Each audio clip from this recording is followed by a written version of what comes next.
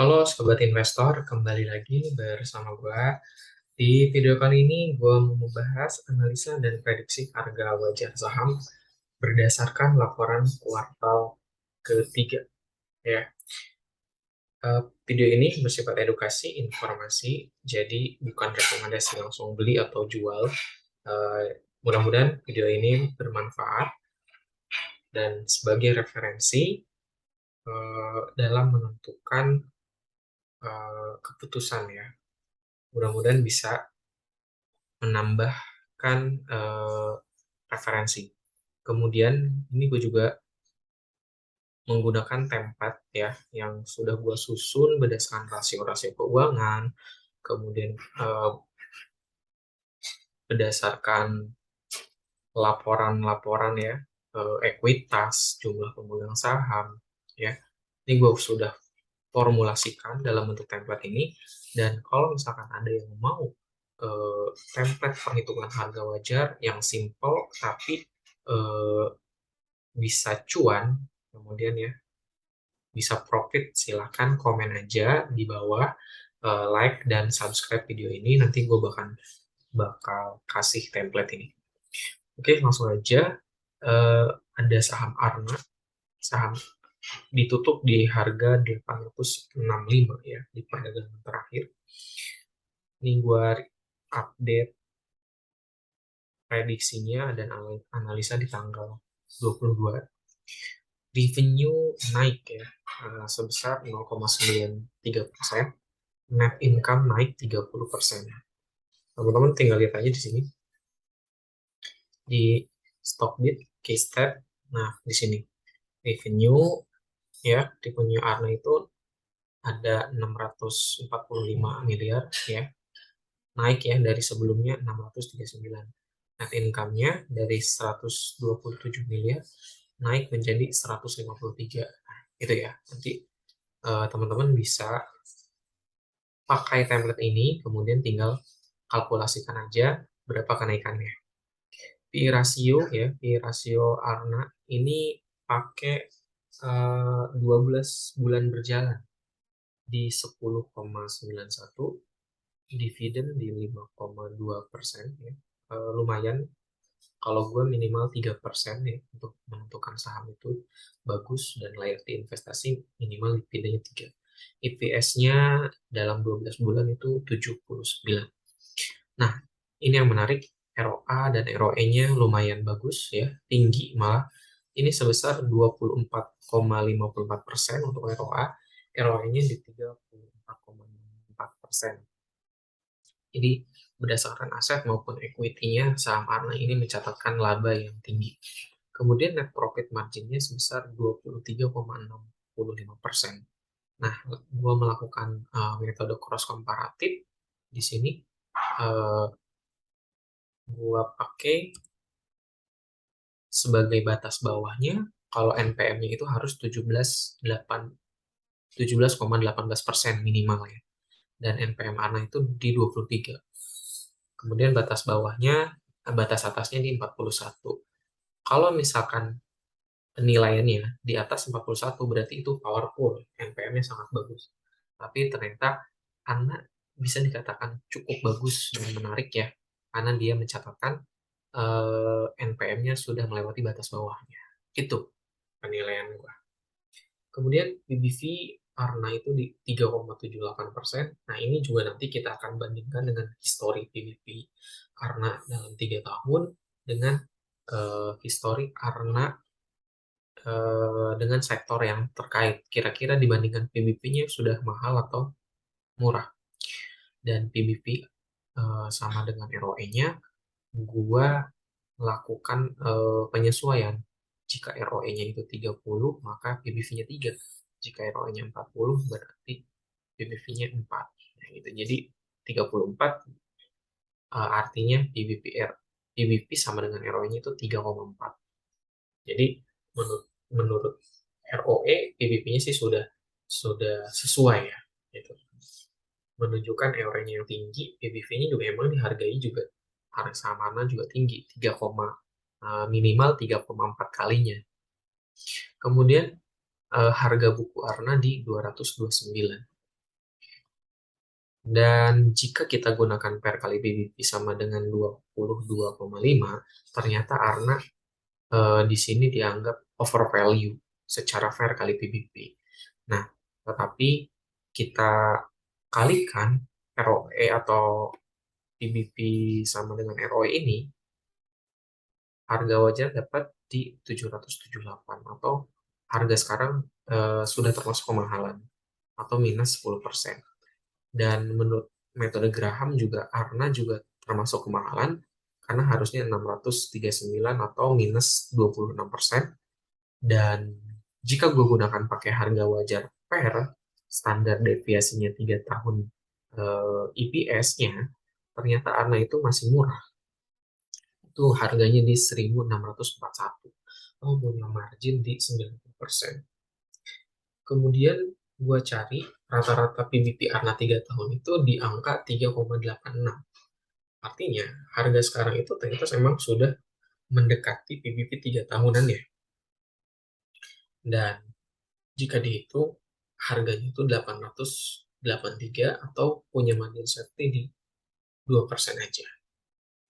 Nah, gue rata-ratakan dari rasio harga wajar yang sudah dihitung, punya marginnya di 14% atau harganya itu di 985. Nah, itu berdasarkan rasio-rasio yang gue hitung ke dalam harga wajarnya.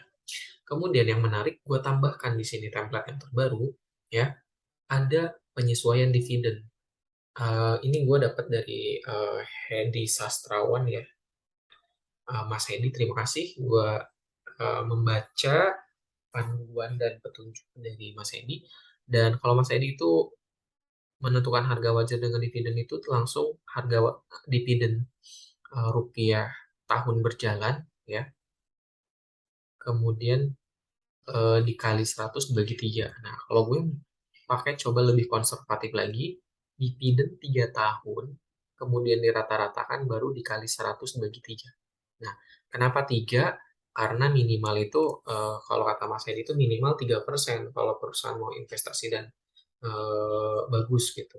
Supaya dividen itu jadi pengaman ketika harga saham itu turun, kita masih dapat dividen. Ketika diserok kan jumlah lot itu semakin tinggi, kita juga semakin tinggi mendapatkan harga dividen seiring dengan kalau harganya juga balik naik. Nah, harganya itu didapatkan 1.000 gitu. Jadi harusnya Arna tuh di tahun 2022 ini minimal tuh harganya tembus 1.000 gitu kan. Atau punya margin 24%-an. Nah, kemudian dari sini gue langsung bisa proyeksikan saham Arna kan di sini dividennya 5,2%.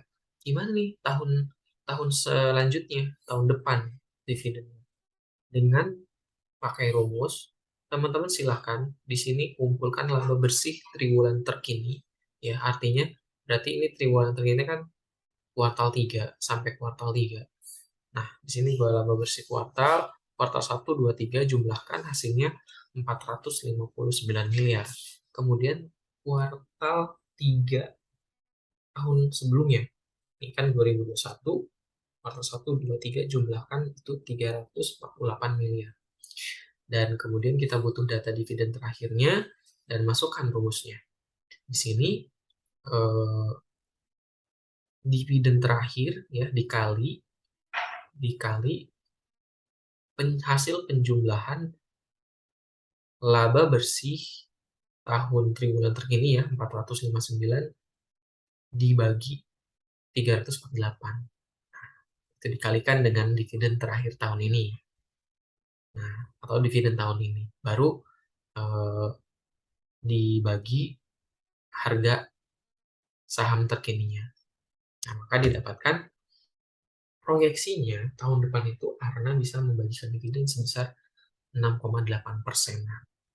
Dan kalau kita hitung harga wajarnya berdasarkan estimasi dividen tahun depan, itu harga Arna bisa dikoreksikan di 1978 atau punya margin of safety di 128%. Cukup mudah ya. Ini perbaruan dari template yang gua kembangkan ya. Jadi ketika kita mengetahui, oh ternyata tahun depan itu karena masih bisa naik tinggi gitu kan, meskipun harganya sekarang turun atau kayak mah bodo amat gitu kan.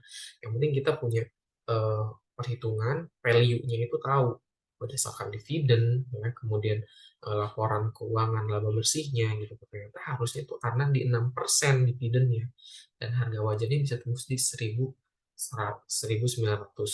gitu ya.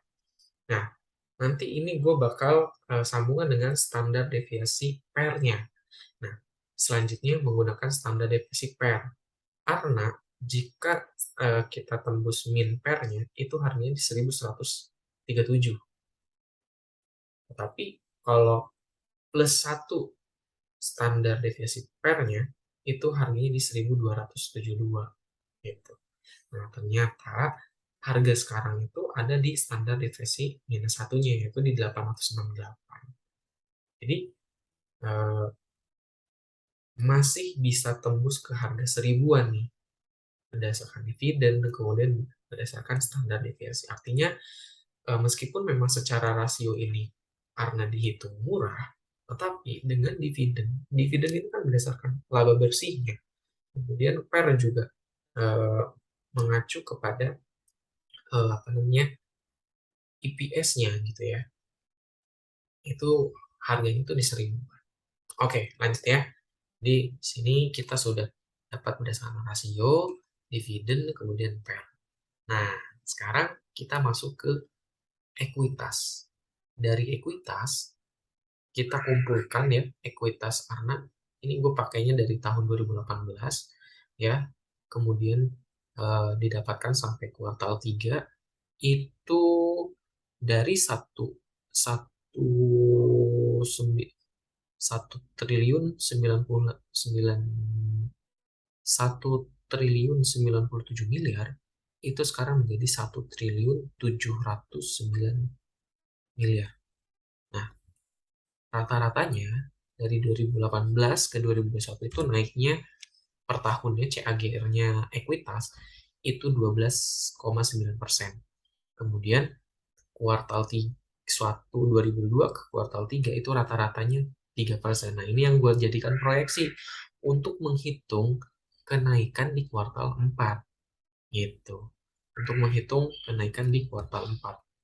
Jadi kenaikannya sebesar 3% dari rata-rata kuartal 1 ke kuartal 3. Nah, kalau misalkan eh, itu ya, ini asumsi aja, prediksinya gitu. Karena kita punya data dari kuartal 1 sampai kuartal 3, kita bisa proyeksikan ekuitas untuk kuartal 4 itu sebesar kurang lebihnya minimal 3,24%. Selanjutnya, yang kita butuhkan itu data jumlah pemegang saham. Itu bisa cek di Stockbit juga ada, dan jumlah pemegang sahamnya itu ada di 7.340.000.000. Dan dari sini kita sudah bisa menentukan berapa sih harga bukunya. Nah, tinggal ekuitas dibagi jumlah lembar saham beredar di kuartal 3 ini 233 nih harga bukunya. Dan ini bisa kita prediksi berdasarkan ekuitas yang sudah kita hitung untuk kuartal 4. Nah, harga buku di kuartal 4 itu sudah kita prediksi yaitu di 240-an. Nah, selanjutnya ini book value persen, kenaikannya sangat mirip ya dengan ekuitas pastinya. Kemudian harga rata-rata sahamnya juga sudah kita prediksi juga. Berdasarkan apa? Nah, berdasarkan PBV, harga rata-rata sahamnya. Kalian cek aja di Stockbit di sini ya, di finansial. Kita masuk ke finansial, kemudian teman-teman bisa cek di sini laporan-laporan keuangan yang bisa pendapatan, laba bersih, jumlah lembar saham, itu bisa dicek. Dan termasuk rata-rata PBV-nya di 2018 sampai dengan 2001 dan PBV terupdate sekarang. Nah, ini harga rata-ratanya dari 2018 itu 427, 443, 692, 818. Nah, tertinggi itu ada di kuartal 2 2002 itu pernah mencapai 1.000. Dan sekarang kuartal 3 dengan rata-ratanya BBV itu di 3,89 itu pernah ke harga 900, meskipun sekarang lagi turun ke 869. Nah, ternyata sesuai dengan perhitungan eh, baik dividen maupun PER, itu Arna pernah dihargai ke harga 1000. Nah, di kuartal kedua itu. Coba ya kita cek karena di kuartal kedua pernah gue hitung.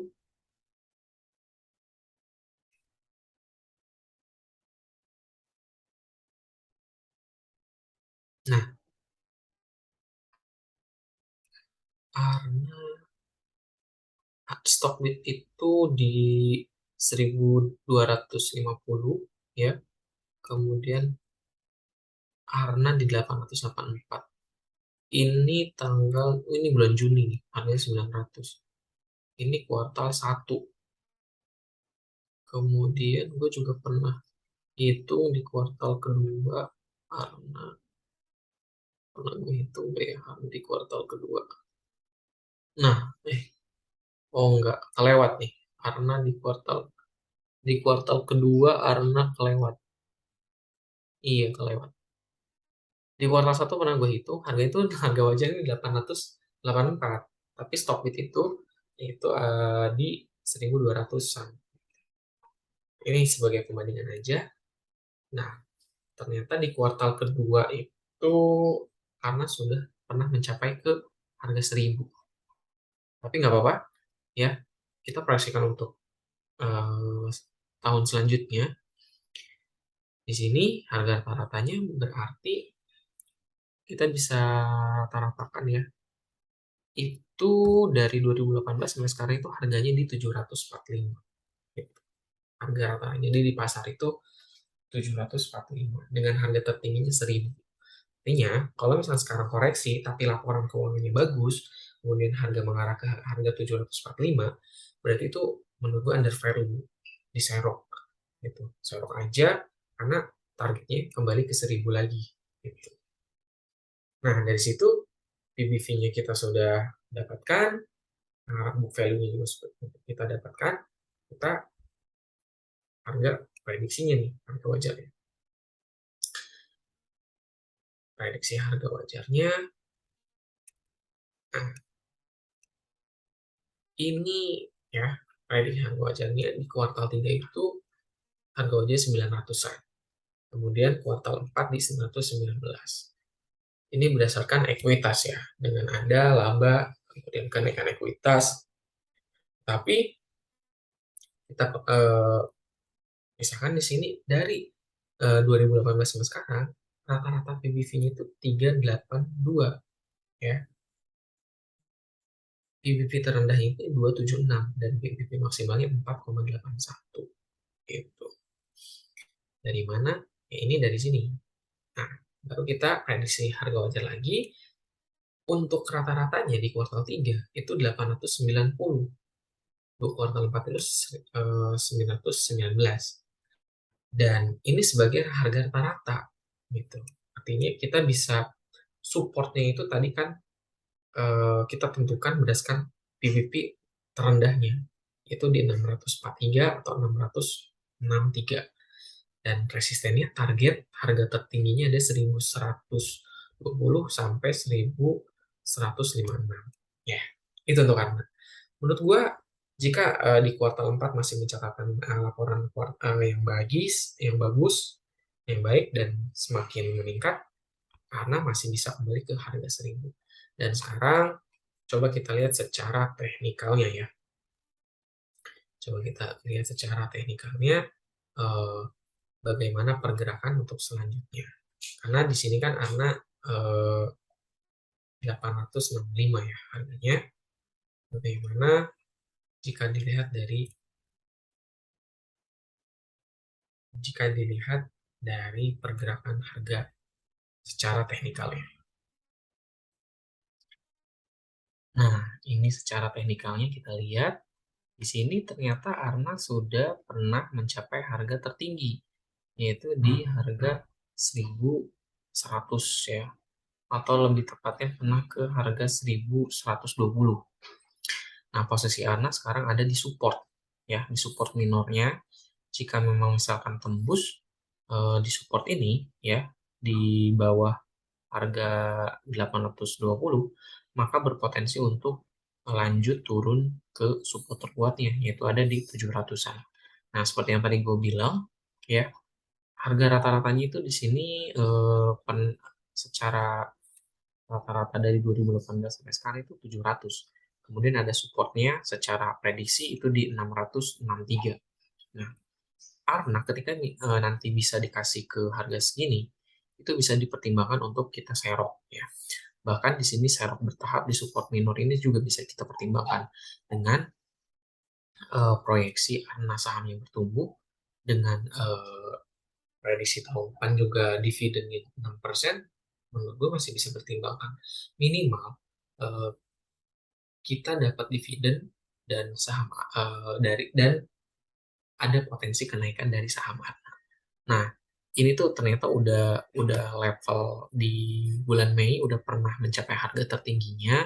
Kemudian pasar sekarang lebih banyak melepas saham ARNA dan tunggu aja serok karena ini posisinya lagi downtrend, ya.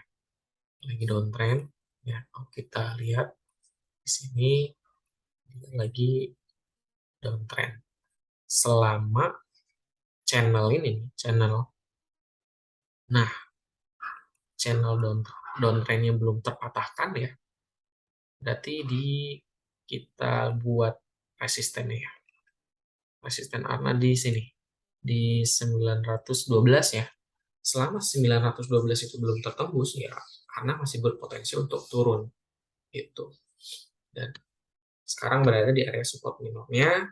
Kemudian kalau turun lepas dari area support minornya, berpotensi ke arah menusuk ke harga 700-an, ya.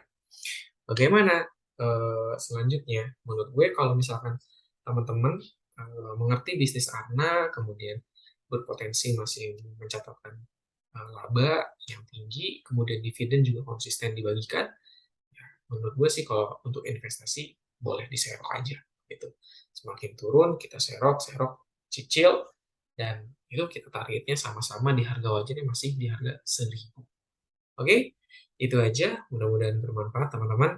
Semoga bisa menjadikan template harga wajar ini teman-teman bisa membantu dalam hal investasi. Minimal kita ngerti, ya, gimana sih harganya, apakah sudah mahal atau belum. Saat ini memang lagi kemahalan, ya. Menurut gue juga pertama lagi kemahalan secara teknikal, ya, lagi downtrend juga. Kemudian, tapi kalau untuk investasi sih, ini Ana masih posisinya uptrend, gitu ya. Selama masih berada di atas harga 820. Oke, itu aja. Jangan lupa di like dan di komen, di subscribe. Dan gue bakal bagikan template ini. Sarannya cuma subscribe dan komen aja. Terima kasih. Sampai jumpa.